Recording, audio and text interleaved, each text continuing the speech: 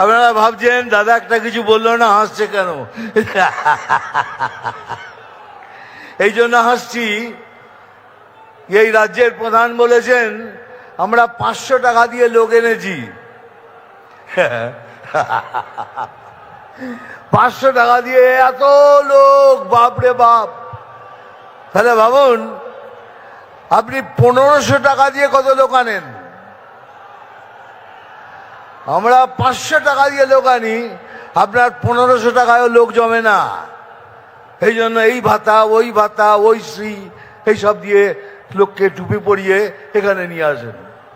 এই জন্য আসছি, আরো আসছি আরেকটা কারণে। উনি বলেছেন কি আমাদের গলায় দড়ি দিয়ে মরতে।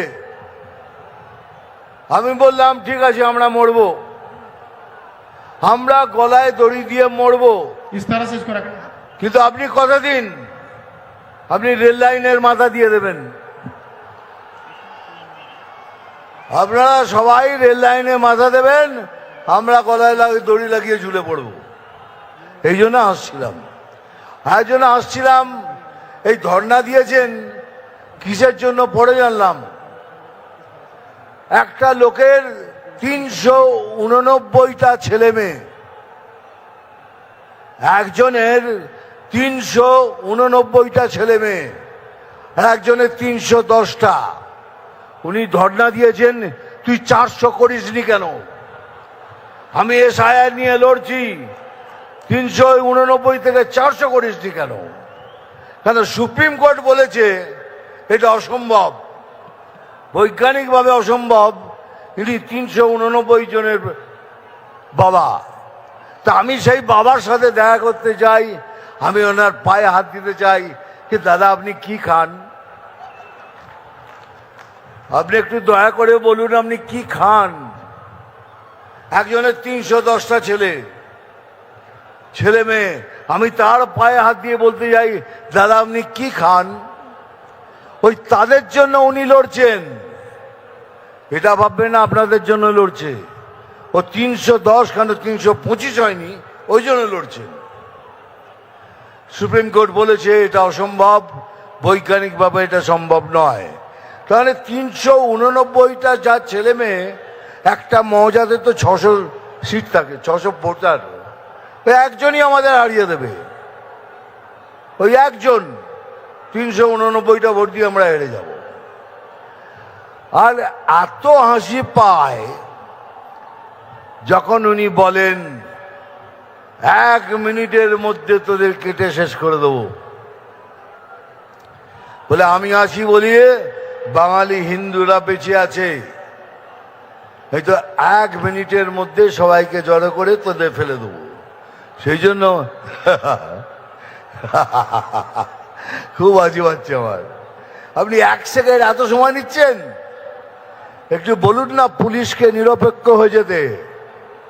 30 সেকেন্ডের মধ্যে খেলা শেষ করে দেবো।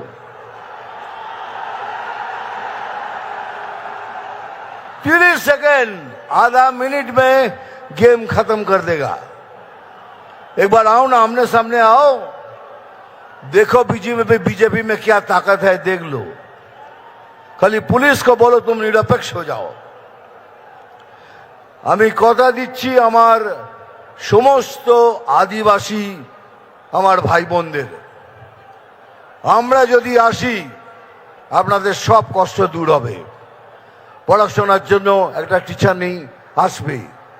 যত কষ্ট পেয়েছেন আমরা সব দূর করব, এ আমি গ্যারান্টি দিয়ে বলছি। যে আলু চাষি কষ্ট পাচ্ছেন, কথা দিচ্ছি এখানে যেদিন আমরা সরকারে আসব প্রথম কাজ আপনাদের জন্য করব, আলু চাষিদের জন্য করব। আর ভাই সত্যি আমি বাতেলা দিই না, আমি যা বলি স্ট্রেট কাট বলি। আর একটা কথা আমার মনে পড়ছে এইমাত্র,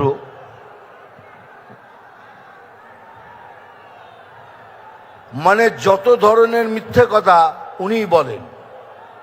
আমি বলি কি, উনি 10 জন পলিটিশিয়ানের মধ্যে ভারতবর্ষের উনি একজন। সবাই আমার উপর রেগে যেত, কি করছো দাদা, উনি একটা ফেইল্ড পলিটিশিয়ান, উনি একটা বাজে পলিটিশিয়ান, আপনি ওকে 10 জনের মধ্যে একজন বলছেন। তার কারণ আছে রে, কেন বলছি। উনি জানেন একটা সমাজের মেরুদণ্ড ভাঙতে কি লাগে। প্রথম হলো শিক্ষা, দ্বিতীয় হলো কার্য। উনি শিক্ষা ব্যবস্থা এবং কার্য অবস্থা দুটোই শেষ করে দিয়েছেন। একটা সমাজকে ভাঙার জন্য এটাই দরকার। সেই জন্যই আমি বলেছিলাম 10 জনের মধ্যে একজনে উনি। দুনিয়াতে অনেক ধরনের চিফ মিনিস্টার দেখেছি, এই রকম চিফ মিনিস্টার দেখিনি যিনি কথায় কথায় মিথ্যে কথা বলেন। এত মিথ্যে বলেছেন যার মিথ্যে বলার সময় নেই। কারণ আপনাদের সূচনা দিচ্ছি, হাত ভেঙেছে, পা ভেঙেছে, এবার কিন্তু আরো কিছু ভাঙতে পারে, তার জন্য তৈরি থাকবেন। হয়তো চলে গেল আইসিইউতে, আর আইসিইউ থেকে বক্তৃতা দিচ্ছেন, আমার কি হবে। আইসিইউ থেকে বক্তৃতা দেওয়া যায়, উনি এমন ভাবে ব্যবস্থা করবেন তাতে আইসিইউ থেকে বক্তৃতা দেওয়া যায়। যাই হোক, বেশি কথা বলবো না। আমি জানি স্যার এসে গেছেন, স্যারকে সশ্রদ্ধ প্রণাম। আমার এখানে যারা বসে আছেন তাদেরও প্রণাম। ডায়লগ তো বলতেই হবে, বলে নি, আবার বলবো, আমি জল ঢোড়াও নই, বেলে বোড়াও নই, আমি জাত গোখরো। পরেরটা নিজেরা বসিয়ে নেবেন। আরে এটা একটা সিনেমার ডায়লগ, এটা মনোরঞ্জন করার জন্য বলি। মারবো এখানে,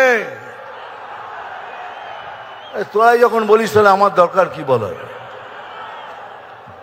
নাম তুফান, বছরে 1-8 বার আসি, যখন আসি তখন প্রলয় ঘটে, আর যখন যাই নিজেকে যারা ভগবান মনে করে তারা তাদের অস্তিত্ব খুঁজে বেড়ায়। থ্যাংক ইউ ভেরি মাচ, ভালো থাকবেন, নমস্কার, জয় হিন্দ, বন্দে মাতরম।